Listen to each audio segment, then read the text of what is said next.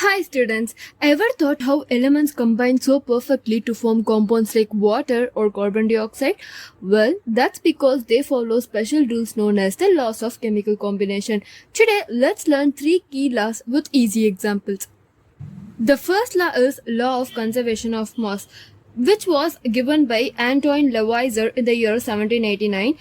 He says that mass is neither created or nor destroyed in a chemical reaction.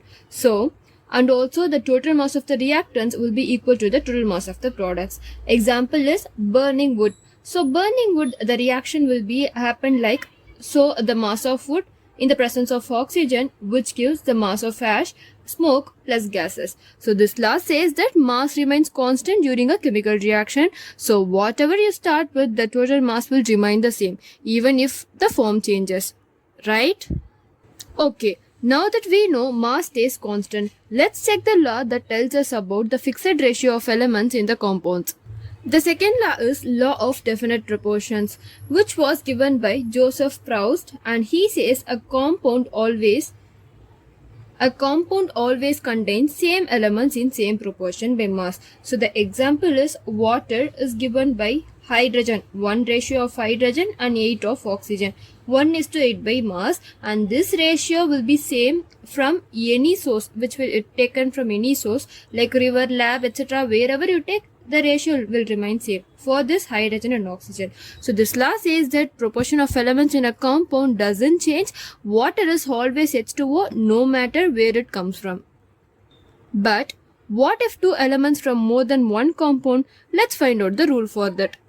So the third law is laws of multiple proportions, which was given by John Dalton, and which he says that two elements form more than one compound and gives mass of one element with fixed mass plus other, so which is equal to simple whole number ratio.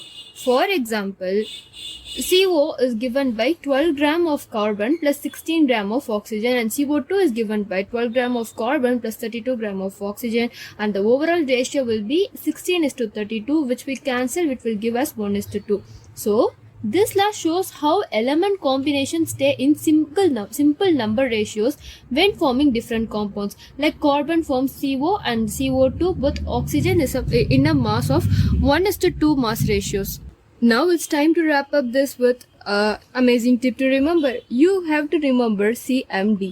So C for conservation of mass, and M for mass ratio, which is a definite proportions, and D for different compounds, that is in multiple proportions. So that's how chemistry stays in common. So that's all for today's video. Let's see in the another session. Until then, stay curious and keep asking why. Thank you.